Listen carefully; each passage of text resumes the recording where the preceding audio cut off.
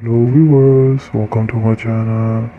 आज मैं आपको इस वीडियो में वॉक इन फ्रीज़र के कंट्रोल पैनल के बारे में बताने जा रहा हूँ। इसमें जो हमारे पास मेन जो कंट्रोलिंग और मॉनिटरिंग मॉड्यूल होती है, जिससे इस फुल पैनल में मौजूद कॉन्टेक्टर्स को कंट्रोल किया जाता है, उसके बारे में बताऊँगा। इसके पैरामीटर्स को कैसे चेंज किया जाता है, इसके जो पैरामीटर्स वैल्यू को चेंज कैसे करते हैं उसके बारे में बताऊँगा।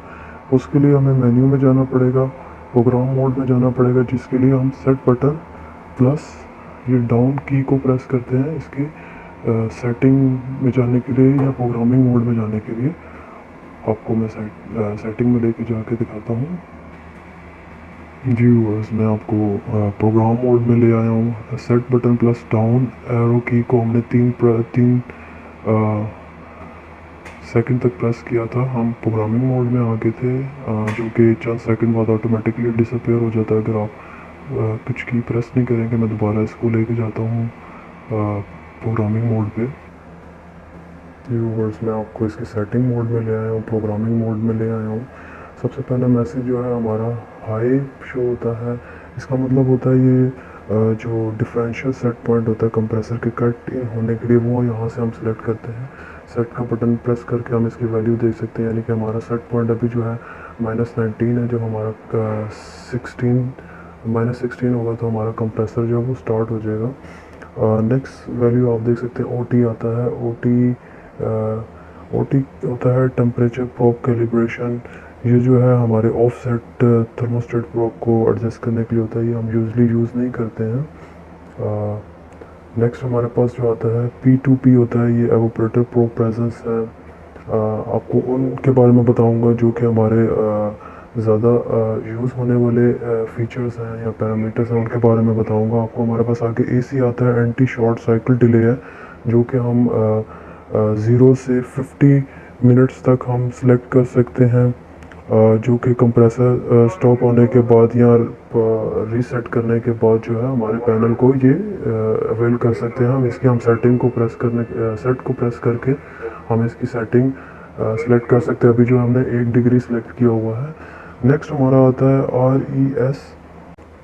इसमें जो डेसिमल वैल्यू होती है, अगर आप उसको शो करना चाहते हैं डिस्प्ले पर, तो आप इस RES के थ्रू जो है उस डेसिमल वैल्यू को, यानी कि पॉइंट के बाद जो वैल्यू होती है, उसको आप डिस्प्ले पर शो कर सकते हैं। नेक्स्ट जो हमारा प्रोग्रामिंग मोड है वो TDF है। सॉरी, मैं इसको कीप प्रेसिंग कर रहा हूँ क्योंकि ये हमारा कुछ चंद सेकंड के बाद रूम जो टेम्परेचर होता है उसकी तरफ चले जाता है। TDF होता है हमारा डिफ्रॉस्ट टाइप। हम इस पर सेट पे प्रेस करके इसको सेलेक्ट कर सकते हैं। EL का मतलब होता है इलेक्ट्रिकल, IN का मतलब होता है इनर गैस होता है। तो अभी हमने इलेक्ट्रिकल हीटर के थ्रू इसको कंट्रोल किया हुआ है, इसलिए हम इसको EL सेलेक्ट करेंगे। जबकि नेक्स्ट हमारा जो होता है IDF होता है। IDF होता है इंटरवल बिटवीन डिफ्रॉस्ट साइकिल, जो कि 0 से 120 घंटे तक हो सकता है। यानी कि हमारा ये जो डिफ्रॉस्ट साइकिल है दोबारा कब कितने टाइम के बाद एक्टिवेट होना चाहिए, वो इंटरवल हम इसके थ्रू सेलेक्ट करते हैं, IDF के थ्रू। जाके जबकि आगे आप देख सकते हैं हमारे पास जो है NDF है।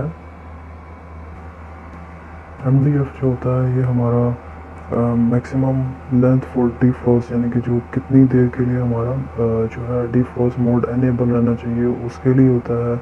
इसमें 2 वैल्यू होती हैं जिसको हम सेलेक्ट कर सकते हैं यहाँ से।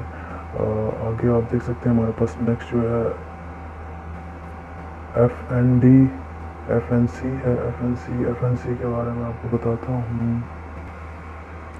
जो हमारा FNC है, FNC जो होता है ये हमारा होता है फ़ैन ऑपरेटिंग मोड होता है। इसमें हमारे पास 4 मोड होते हैं। सेट मोड पे जाएंगे तो CN मोड जो होता है ये होता है कि run with compressor of during defrost.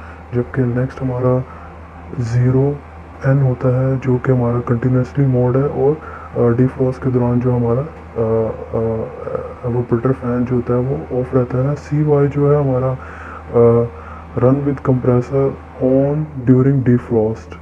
जबकि हमारा 0Y जो है कंटिन्यूसली मोड है ऑन ड्यूरिंग डिफ्रॉस्ट, यानी कि कंटिन्यूसली ऑन रहता है और जो है हमारा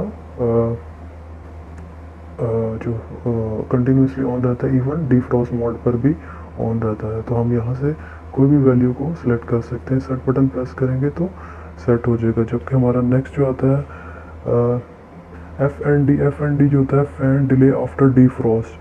सो हम यहाँ से सिलेक्ट कर सकते हैं कितना डिले देना चाहते हैं हम डिफ्रॉस्ट के बाद फ़ैन को। आगे आप देख सकते हैं हमारे पास एफ एस टी है।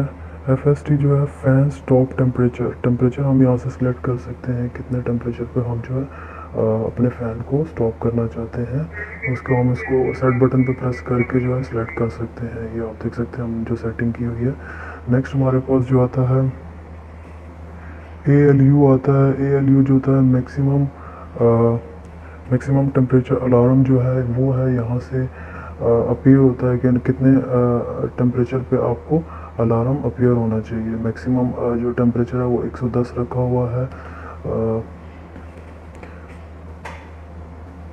जबकि नेक्स्ट हमारे पास आता है ALL। ये होता है मिनिमम टेम्परेचर अलार्म। तो मिनिमम टेम्परेचर -50 सेलेक्ट किया हुआ है, आप कुछ भी सिलेक्ट कर सकते हैं। नेक्स्ट हमारे पास आता है ILP।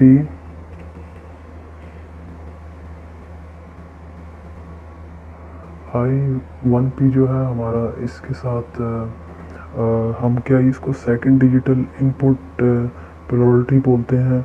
इसमें दो तरह की सेटिंग होती है हमारे पास, एक CL होती है और एक OP होती है। आप देख सकते हैं हमारे पास एक OP है एक CL है। इसमें जो OP होता है OP जो होती है हमारी, इसमें digital input is activated by opening the contact. और जबकि हमारे पास जो इसमें CL होती है, CL जो होती है digital input is activated by closing the contacts. तो ये हमारे पास ये दो फीचर होते हैं इसमें। जबकि नेक्स्ट हमारे पास है I1F जो सेकंड डिजिटल इनपुट कॉन्फ़िगरेशन है। इसमें हमारे पास काफ़ी सारी वैल्यूज़ होती हैं, जिसमें हमारे पास आती है FAN भी है हमारे पास। FAN जो हमारी होती है उसका मतलब होता है कि holiday defrost enable by with RTC। जबकि हमारे पास इसमें डिफरेंट अलार्म की सेटिंग होती है, कौन सी टाइप का अलार्म शो होना चाहिए किस टाइम पे। इसमें ELA होता है, ES है, HTR है, AUH है, DEF है। ये काफ़ी किस्म के इसमें अलार्म है हमारे पास जो कि हम यहाँ से सिलेक्ट कर सकते हैं। हम FAN करेंगे। नेक्स्ट हमारे पास आ जाता है DID, digital input 1 alarm delay. ये डिले है कि डिजिटल इनपुट का अलार्म आए तो कितना डिले होना चाहिए। उसमें हमारे पास 0 से 255 मिनट्स होते हैं जो कि हम सिलेक्ट कर सकते हैं सेट बटन के थ्रू। 15 मिनट हमने सेलेक्ट किया हुआ है। नेक्स्ट हमारे पास जो आता है PBC आता है।